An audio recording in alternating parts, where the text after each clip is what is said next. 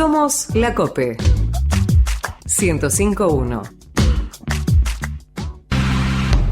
Somos la unión de voluntades diferentes en pos del cuidado del parque, las dunas costeras y nuestro patrimonio ambiental.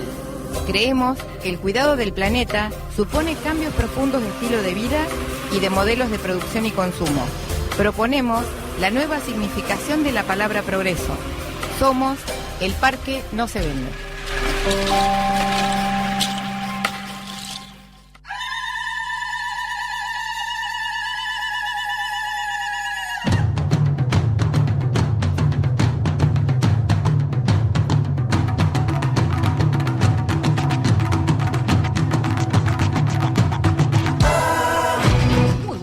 Con nuestro clásico programa del Parque No Se Vende en Radio, desde los estudios de la COPE, ¿sí? FM 105.1, un programa de la Asociación Civil El Parque No Se Vende, en nuestro 5º año al aire.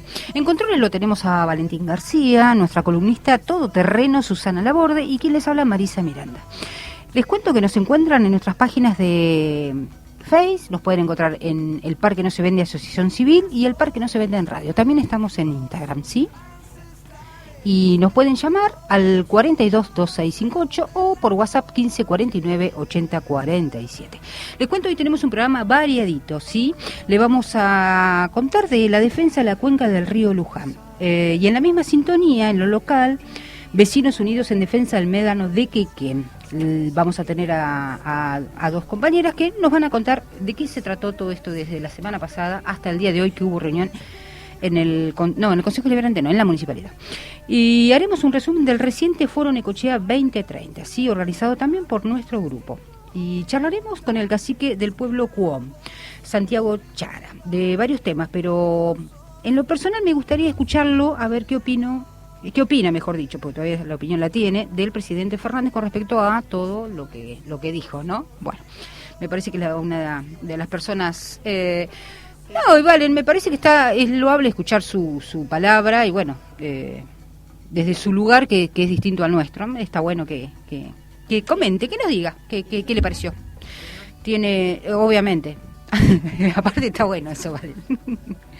Bueno, la tenemos al aire, les cuento, vamos a hablar con Graciela Capodoglio, sí, ella es educadora ambiental, que ahora le vamos a preguntar qué es exactamente. Y a su vez es presidenta de Patrimonio Natural. Y, sobre todo, la nota viene porque es referente de la Reserva Natural de Pilar por la cuenca del río Luján. Porque, bueno, no sé si leyeron un poquito que un grupo de ambientalistas, mejor dicho, la Organización de Ambientalistas Autoconvocados, que es una ONG, pidieron a la Corte Suprema una medida cautelar para frenar obras del río Luján, ¿sí? Así que, bueno, le vamos a dar la bienvenida a Graciela. Hola, Graciela, ¿cómo estás? ¿Qué tal? ¿Cómo te va? Muchas gracias por convocarnos. No, por favor. Bueno, ¿querés contarle un poquito a la gente? No sé si primeramente querés abordar el tema de la presentación que se hizo a través de la Organización de Ambientalistas o contar la problemática. Eso yo lo dejo a tu criterio. Pero bueno, así la gente más o menos que no está enterada, va sabiendo de qué se trata el tema, ¿sí? Yo creo que, bueno, lo podemos hacer rapidito. Dale. Con un poquito de línea histórica. Hace ya 10 años, bajo el gobierno de Scioli, se hizo este proyecto de ensanche, enderezamiento del río. Logramos pararlo durante 10 años. Bajo el gobierno de Vidal se acordaron, la provincia acordó los créditos internacionales y en este momento lo están llevando a la práctica. Es decir, básicamente es esto. ¿Por qué estamos en desacuerdo? Que quizás es lo más significativo. Es porque en realidad, y tiene que ver con lo que le planteamos a la Suprema Corte de Justicia, que en realidad eso es una visión muy fragmentada del río. Entonces, la problemática que tiene la ciudad de Luján, que se inunda, se va a resolver enderezando el río en los kilómetros que vienen aguas abajo, que afectan directamente a Pilar, Capilla, Campana, Escobar. El problema es que no se está viendo la cuenca como una totalidad, como una unidad. Entonces, los daños, se hacen estudios de impacto ambiental parciales y no se ve el problema general. El problema general que vamos a tener es que todo el agua que va a salir de Luján, va a quedarse tipo una palangana en Pilar y en Escobar. Este es básicamente el problema. Ante esta situación, nosotros veníamos haciendo una serie de tareas y teníamos un abogado amigo, un abogado ambientalista que estaba haciendo todos los lineamientos previos para poner una precautoria. Y bueno, la pandemia nos jugó una mala pasada y Gustavo falleció de COVID, por lo tanto tuvimos que volver a empezar. Y bueno, el actual abogado que está llevando adelante esta causa, lo que hizo fue presentarla a la Suprema Corte de Justicia. Que sería Cristian Fernández en este caso, ¿verdad? Claro, pero no a la provincia, es decir, normalmente desde la provincia lo que te dicen es que los problemas dentro de un río que es netamente provincial hay que resolverlo dentro de la justicia provincial. Cristian considera que, teniendo en cuenta alguna documentación que nosotros teníamos ya preparada, que teniendo en cuenta que el río desemboca en el Paraná y en el Río de la Plata y que afecta directamente, por ejemplo, al Parque Nacional Ciervo de los Pantanos, esto se tiene que considerar una causa nacional. Entonces, salteamos todos los otros pasos y vamos a la Suprema Corte a pedirle que dictamine. Y en función de el cuadro a donde ellos nos remitan, allí iremos a trabajar. Es una manera de ahorrarnos un montón de pasos previos que harían mucho más lento el proceso. Graciela, discúlpame, soy Susana, estoy acá con Marisa. Hola. ¿Qué tal? Yo soy ingeniera hidráulica y trabajo en la dirección de hidráulica, así que es muy interesante tu planteo, porque además coincido, digamos, en los abordajes integrales de estas cuestiones. No tengo la visión segmentada de quienes no tienen un perfil también ambientalista en estas cuestiones, pero entiendo que el proyecto se hizo justamente cuando se inundó Luján, y se consideró que era la manera de evacuar el agua, y no entiendo por qué vos decís que el agua se va a quedar en Escobar. ¿Y en dónde era? No. En Pilar y Escobar y Campana. Básicamente, el plan Sherman, que es del que estamos hablando, no, pero para que la gente sepa de qué estamos hablando, fue diseñado y fue criticado por nosotros en algunos aspectos, por ejemplo, por que no se van a ensanchar los puentes. Entonces, vos no podés empezar por ensanchar el río y decir que después vas a licitar para ensanchar los puentes. Sí, es bastante poco criterioso. Claro, entonces, hay una razón, y es que esto lo venimos siguiendo bajo el gobierno de Macri.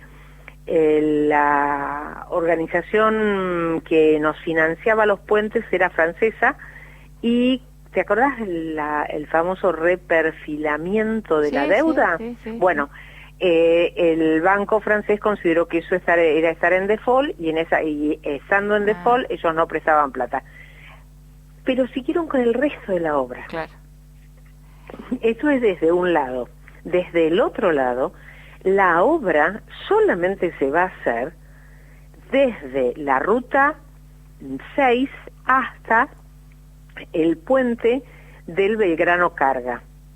Por lo tanto, el río viene con un determinado ensanche, lo ensanchan, que hay lugares donde va a llegar a 103 metros, y después, sin ensanchar los puentes, tampoco ensanchan el resto del río. A ver si ubicás, ¿ensanchan la parte de abajo o la parte de arriba? Es lo que, porque no me ubico, si podés ubicar por ahí a la gente, ¿cuál es la parte que ensanchan? El cauce Sí. no, dicen que no lo tocan. Es decir, en este momento ya están trabajando, así que lo estamos viendo. ¿Qué hacen si no? Y lo que están haciendo es abrir los laterales. El tema es que vos vas a llevar el río a 103 metros de ancho. Sí. Cuando tenía 7 kilómetros la inundación la última vez. Claro, sí. Es decir, no, a ver, diría uno de mis nietos, no de entra. No de entra. Sí. De entra. Y No, es eso. Claro, además hay otra cuestión. En toda esa zona, uno de los problemas más grandes, o sea, no se puede compensar lo que ya se ha hecho mal. Lo que hay que hacer es mejorar lo que se hizo mal, porque en realidad hay muchísimos humedales rellenados para barrios cerrados. O sea, toda esa zona, mirarlo desde el plan Sherman del cual estamos hablando, nosotros logramos con gran esfuerzo que la empresa hiciera un estudio puntual de uno solo de los barrios a ver cómo afectaba. Y ese único barrio, que es San Sebastián, levanta 30 centímetros el pelo de inundación, Sí. porque rellenó 700 hectáreas de humedal. Sí. Entonces, el problema no lo resolves ensanchando el río. No.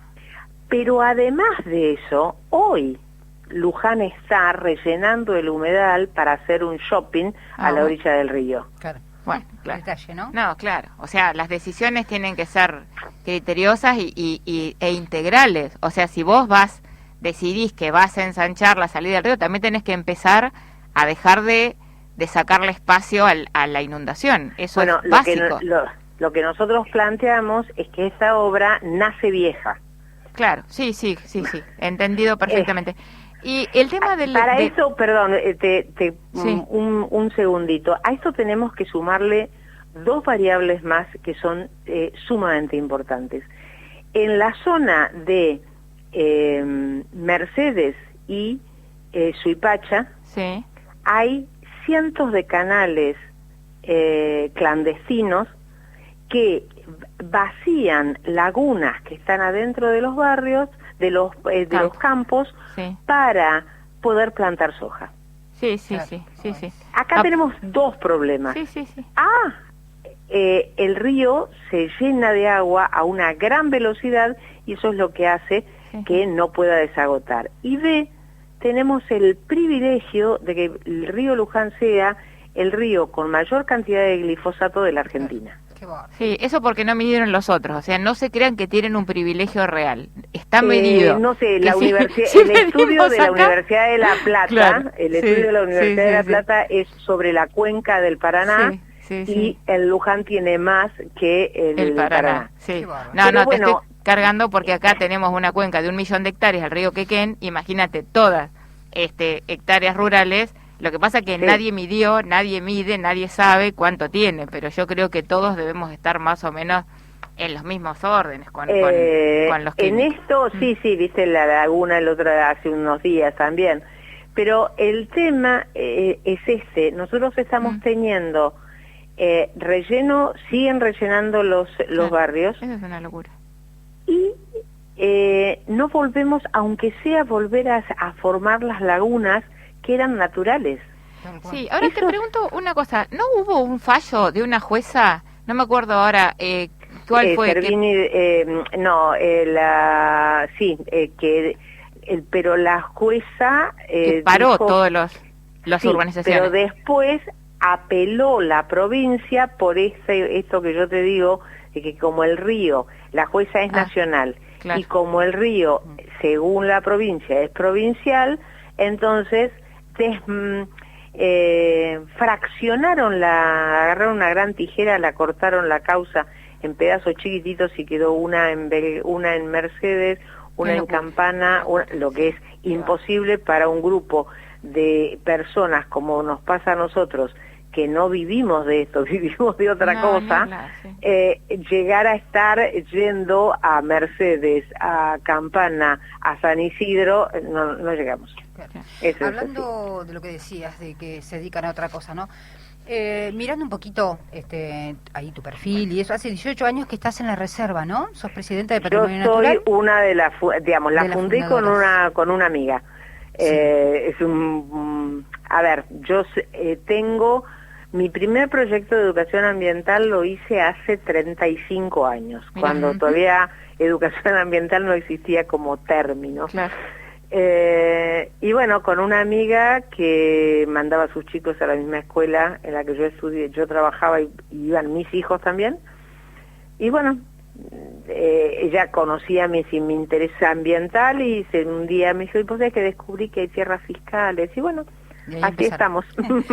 Contame un poquitito, porque escuchando, mejor dicho, un audio tuyo, me pareció muy interesante lo que decís con respecto a la educación, ¿no?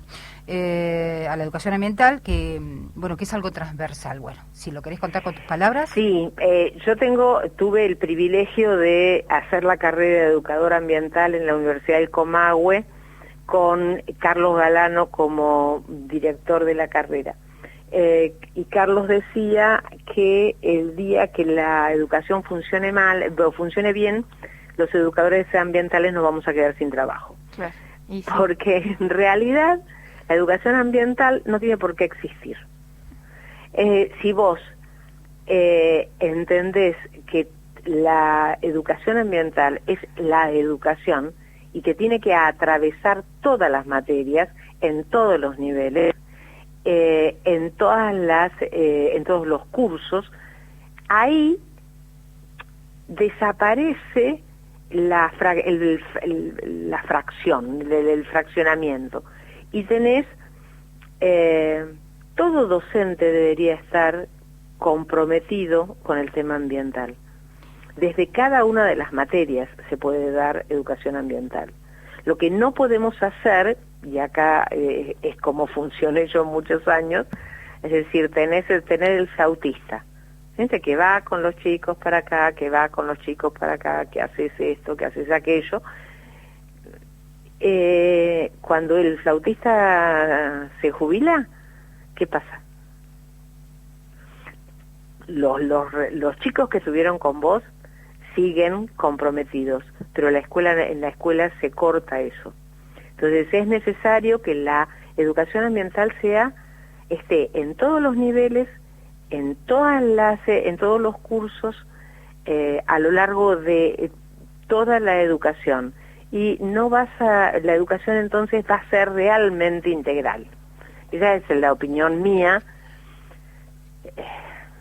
que es la que tengo, digamos, mis 35 años, ya más, 40 y pico llevo de docencia, ahora jubilada, pero sigo trabajando como docente. Creo que es eso.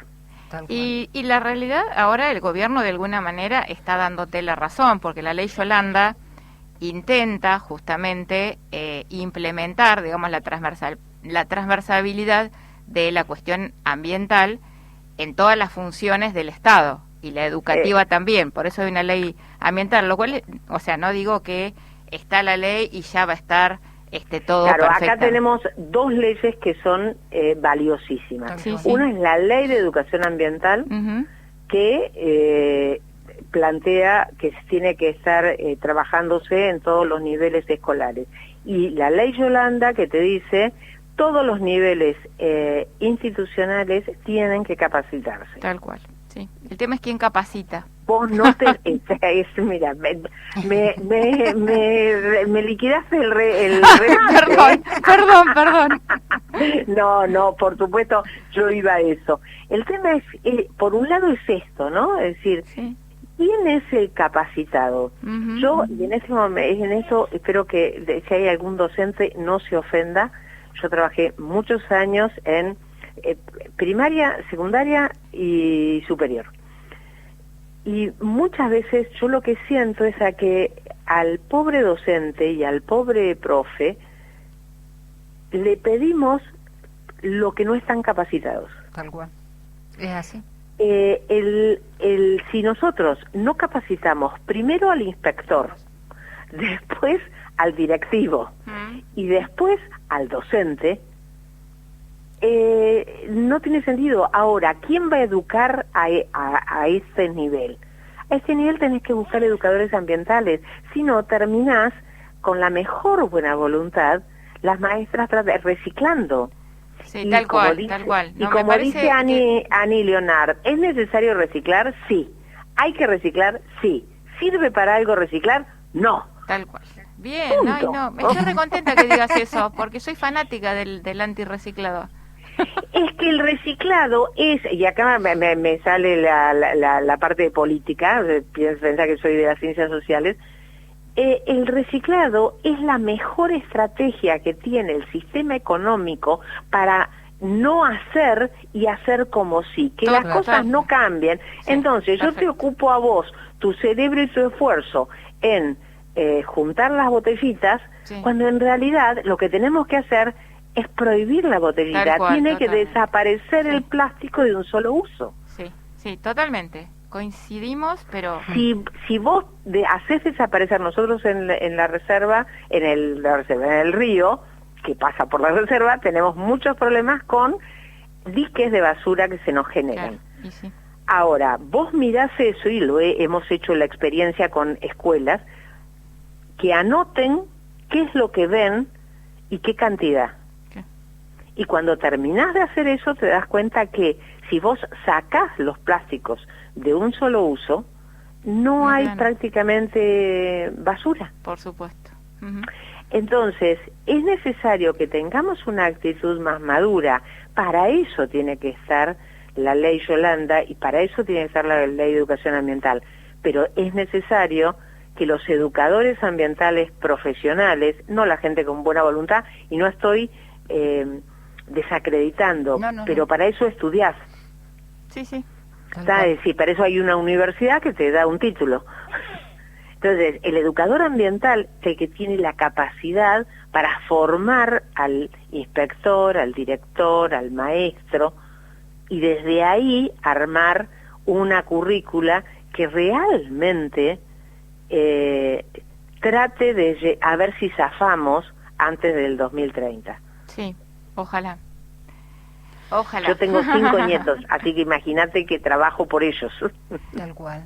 Bueno, Graciela, un gustazo realmente haberte entrevistado. Un placer. Fue una sorpresa porque, bueno, pensás muy como nosotros, y eso está buenísimo, saber que hay, que todavía podemos unirnos en algún momento y cambiar las cosas, eso está muy bueno. A mí no me cabe duda, es decir, Carlos Alano decía que en una conferencia que no hay más amaneceres. Ya estropeamos África, estropeamos Asia, estropeamos Europa, ya no hay más amaneceres. Y nosotros somos la generación privilegiada que tiene la oportunidad de cambiar las cosas. Así que a trabajar. Tal cual. Bueno, un abrazo muy grande, muchas gracias. Un abrazo a ustedes, chicas. Gracias. Muy bien, estamos hablando con Graciela Capodoglio, sí, ella es educadora ambiental.